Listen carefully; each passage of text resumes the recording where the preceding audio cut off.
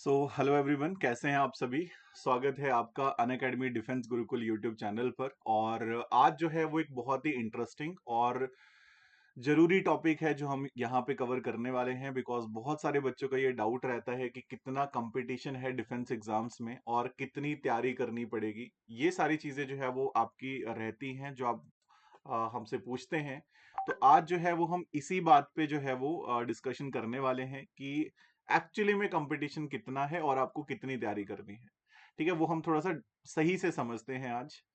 तो सबसे पहले तो अगर हम बात करें तो डिफेंस एग्जाम्स में मैं बेसिकली जो है वो कौन कौन से एग्जाम मेनली कवर कर रहा हूं। तो यहाँ पे सीडीएस एग्जाम है, सीडीएस है, सीएपीएफ है, सीजी कैट है। ये एग्जाम्स जो है वो मेनली रेगुलर बेसिस पे होते हैं।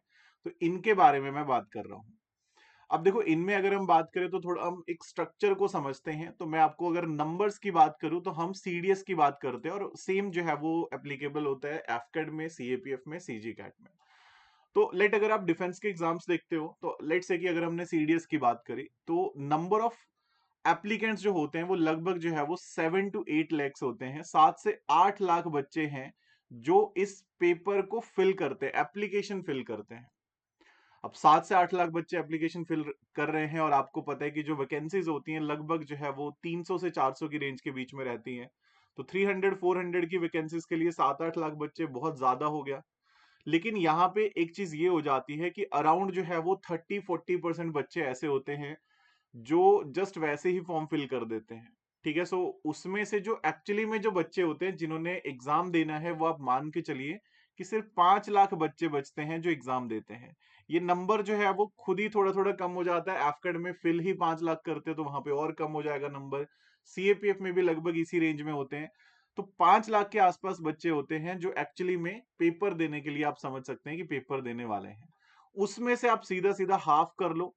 ठीक है, सीधा सीधा हाफ कर लेंगे तो 2.5 जो होंगे ये ऐसे बच्चे होंगे जिन्होंने पेपर तो भरा है, पेपर देने भी जा रहे हैं, बट उन्होंने पढ़ाई नहीं करी है। ठीक है, बहुत सारे रीजंस हो सकते हैं। हो सकता है कि किसी ने वैसे ही फिल कर दिया था कॉलेज में और फिर लगा कि नहीं, कॉलेज पे ज्यादा सीरियस होने की जरूरत है। किसी ने फॉर्म फिल करा लेकिन फिर अचानक से पता चला कि अब उन्होंने जो इंटरव्यू दिए थे उनमें उनका सिलेक्शन हो चुका है, जो जॉब करना चाह रहे थे वो प्राइवेट सेक्टर्स में। तो बहुत सारे रीजन हो सकते हैं, बट लगभग इसमें से आधे बच्चे तो ऐसे होते हैं जिन्होंने वो फॉर्म भरा, वो पेपर भी देना है उन्होंने, क्योंकि उनको होप तो है कि हाँ उन्होंने पहले पढ़ाई करी है, क्या पता उसका यूज केस हो जाए, बट वो पेपर देने ही जा रहे हैं, वो पढ़ाई नहीं कर रहे हैं। और आपको पता है कि एग्जाम इस तरह का है, अगर आप बिना पढ़ाई करे जा रहे हो तो कोई चांस बनता ही नहीं है। लगभग जो है वो 2.5 लाख बच्चा ऐसा होता है जो फिर आप ये मान के चलो कि लगभग पढ़ाई कर रहा है, जिसने सोचा है कि हम तैयारी करेंगे। बट उसमें से भी बहुत ही सिंपल सी बात है, लगभग लगभग जो है वो उसमें से अगर मैं बात करूं तो लगभग जो है वो आप ये मान के चलो कि 1 लाख बच्चा तो ऐसा होगा जो बीच में ही डिमोटिवेट हो जाएगा। मतलब वो 1 लाख बच्चा तो ऐसा होगा कि उसने स्टार्ट तो करा प्रेपरेशन, हो सकता है कि उसने कहीं पे कोई कोर्स भी ले लिया, ठीक है, हमारे साथ ज्वाइन करने का सोचा या फिर कहीं से भी जैसे भी सोचा उसने पूरी अपना रोड मैप तैयार करा। But with in 15 days 20 days वो डीमोटिवेट हुआ और उसने छोड़ दिया कि नहीं, मैं नहीं करूंगा ये। तो लगभग जो है वो 1.5 लाख बच्चा है जो आप समझ सकते हैं कि जो एक्चुअली में फिर तैयारी शुरू करेगा। अब देखो, इसमें दो तरह के बच्चे होते हैं, मैं पहले क्लियर कर देता हूं कि कुछ बच्चे ऐसे होंगे, इन 1.5 लाख बच्चों में कुछ ऐसे बच्चे होंगे जिन्होंने स्कूल टाइम में बहुत अच्छे से पढ़ाई करी होगी। ठीक है, और उन्होंने स्कूल टाइम कॉलेज टाइम अच्छे से पढ़ाई करी है और अब उनको जब वो प्रेपरेशन कर रहे हैं तो वो सही से तैयारी कर रहे हैं। तो वो लगभग आप ये मान के चलो कि सिर्फ 10 15% बच्चा ऐसा होगा, लगभग 15,000 20,000 बच्चा ऐसा है जो एक्चुअली में जल्दी ग्रैब कर सकता है, तो वो सही तैयारी कर रहा है। लेकिन बाकी जो बच्चे होते हैं उसमें से काफी बच्चे ऐसे होंगे जिनको ज्यादा मेहनत की जरूरत होगी क्योंकि उनके बेसिक्स उतने स्ट्रांग नहीं होंगे। ठीक है, लेकिन उन्होंने सोचा क्या कि मैंने 3 महीने में तैयारी करनी है। तो उसमें भी दिक्कत आती है, उसमें भी ये दिक्कत आती है कि एक बच्चा जो शायद सही से सिलेबस कवर करने में 8 महीने लगाता, अब उसने टारगेट 3 महीने का रखा है और 3 महीने में वो जल्दी जल्दी सब कुछ कवर करने के चक्कर में सही से कवर ही नहीं कर पाता है। तो मतलब अगर मैं यहां से भी एक स्पेसिफिक देखो, वो बच्चा धीरे धीरे तो सिलेबस कवर करेगा, बट मान लो हम स्पेसिफिक किसी अटेम्प्ट की बात करते हैं तो लगभग जो कंपटीशन होता है वो आप ये मान के चलिए कि 60 to 70,000 बच्चे ही होते हैं, 60 to 70,000 बच्चे होते हैं जो एक्चुअली में सही तैयारी कर रहे होते हैं। ठीक है, वो अलग अलग प्लेटफॉर्म्स पे पढ़ रहे होंगे, कोई कहीं से कोई कहीं से, वो डिफरेंट डिफरेंट चीजें रह सकती हैं। अब उसमें से आपको, अगर आप रिटर्न में देखेंगे तो लगभग 7-8 हजार बच्चों का सिलेक्शन होना है रिटर्न में।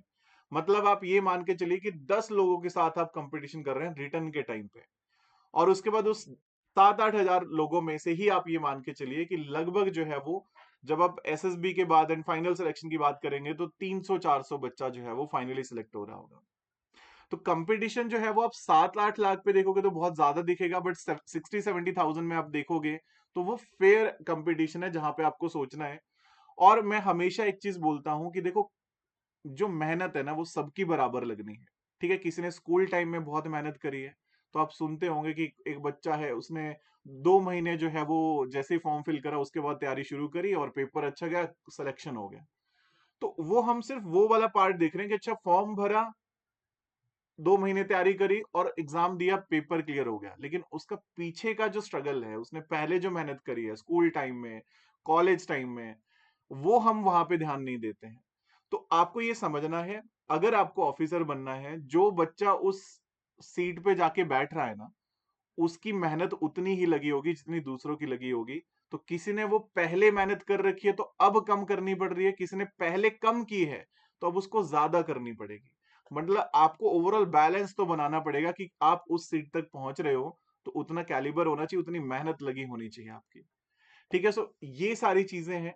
तो यहाँ पे अगर मैं सिंपली कहूँ तो ये जो हमारे एग्जामिनेशन रहते हैं, भले ही अगर हम बात करते हैं सीडीएस की, हम बात करते हैं एफकेट की, हम बात करते हैं सीएपीएफ की या सीजी कैट की, तो ये जो एग्जाम्स हैं, इनमें अगर आप अपनी तैयारी कर रहे हो तो आपको बस ये समझना है, इवन आप वो चीजें भी छोड़ दो माइंड से कि कितना कंपटीशन है, आप ये समझो कि जहां पे भी अगर आपके इस लेवल को अगर आप देखते हो, जो आपका पेपर के लेवल रह रहे हैं उनमें अगर आप ध्यान से देखते हो, तो अगर आपको 10 क्वेश्चन दिए जा रहे हैं जो इजी मॉडरेट टफ हर तरह का मिक्सचर है, और उसमें से आप 7 क्वेश्चन कर पा रहे हो, इस तरह की तैयारी आपकी चल रही है, तो आप डेफिनेटली सिलेक्शन लोगे।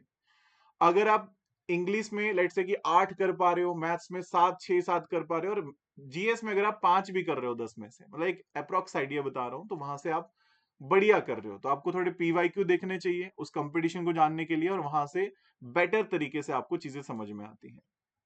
और एक छोटा सा पॉइंट यहाँ पे मैं ऐड करना चाहूंगा, अगर आप हमारे साथ अपने डिफेंस एग्जाम्स की तैयारी करना चाहते हैं तो हमारी तरफ से फिलहाल 7 डेज का फ्री ट्रायल दिया जा रहा है। डिस्क्रिप्शन में लिंक होगा, कमेंट सेक्शन में भी लिंक पिन किया गया होगा, जस्ट वहां से जाइए और आप एक बार चेक कर सकते हैं कि अनअकैडमी प्लस पे एक्चुअली में क्लासेस किस तरह से होती हैं। ये एनडी कैटेगरी में भी है, सीडीएस एफकेट सीएपीएफ कॉमन कैटेगरी और एसएसबी अलग कैटेगरी। तो एनडी अलग है, एसएसबी अलग है, सीडीएस एफकेट सीएपीएफ कॉमन है। किसी भी कैटेगरी में आप जा सकते हैं, जिसमें भी आप हो। और वहां पे अगर आप जाएंगे तो आप सिंपली जो है वो ये चेक कर पाएंगे कि किस तरह से क्लासेस हो रही हैं, किस तरह से आपका सिलेबस कवर करवाया जा रहा है, सो दैट कि आप खुद को देख सको कि आपको समझ आ रहा है नहीं आ रहा है। ठीक है, वो जो कंटेंट आपको डिलीवर करा जा रहा है वो अप टू मार्क है या नहीं है, वो आप एक बार चेक कर सकते हैं। तो अगर आपको अच्छा लगेगा आप आगे कंटिन्यू कर सकते हैं, अदरवाइज 7 डेज फ्री ट्रायल है, आप एक बार ट्राई जरूर कर सकते हैं, देख सकते हैं। और हमारे कोर्सेज हैं, ये कोर्सेज स्टार्ट हो चुके हैं, एनडी का भी स्टार्ट हो गया था 25 अप्रैल को, सीडीएस का भी। तो इसमें जो क्लासेस हो गई हैं वो फ्री ट्रायल में आप देख पाओगे। ठीक है, जो चल रही हैं वो भी, जो हो चुकी हैं वो भी, तो आपको एक अच्छा बेहतर आइडिया लग जाएगा कि किस तरह से चीजें हैं। सीएपीएफ का बैच हमारा वो भी स्टार्ट हो गया है आज से ही, तो वो आप डेफिनेटली फॉलो करिए। एंड देन अगर हम बात करें तो एसएसबी का जो बैच है वो हमारा स्टार्ट हो रहा है 6 मई से। तो अगर आप आज वो फ्री ट्रायल के लिए इनरोल करते हो तो वो क्लासेस एसएसबी वाले भी आप देख पाओगे, वहां से आइडिया लगेगा कि ऑनलाइन आपके लिए वर्थ इट है या नहीं है, वो आप चेक कर पाओगे। तो कमेंट सेक्शन में एक लिंक होगा, वहां पे जाइए और वहां से 7 डेज फ्री ट्रायल जो है वो एक्सेस करिए। बाकी लास्ट 6 मंथ के करंट अफेयर है हिंदी इंग्लिश में, वो आपको इस क्यूआर कोड से मिल जाएंगे, सो दैट आप अच्छे से रेगुलरली जो है वो करंट अफेयर के टच में रहो। और इंपोर्टेंट अपडेट हो गए कुछ करंट अफेयर रिलेटेड चीजों के लिए आप टेलीग्राम और इंस्टाग्राम पे हमें फॉलो कर सकते हैं। एंड इसके अलावा जो है अनअकैडमी प्लस पे आप ज्वाइन करिए फ्री ट्रायल के थ्रू, एंड आई होप आपको जो क्लासेस है वो बहुत अच्छी लगने वाली हैं। और वहां के अगर रेफरल कोड का ऑप्शन होगा तो संदीप 100 अगर आप लगाएंगे तो आपका जो फ्री ट्रायल है वो अनलॉक हो जाएगा। तो सिंपली आप उस लिंक से जाइए और संदीप 100 जो कोड है उसको लगा के 7 डेज की फ्री ट्रायल जो है वो आप चेक करिए। उम्मीद है सेशन आपको अच्छा लगा होगा। तो सभी को मेरी तरफ से thank you. So stay safe, keep preparing, have a nice day and जय हिंद।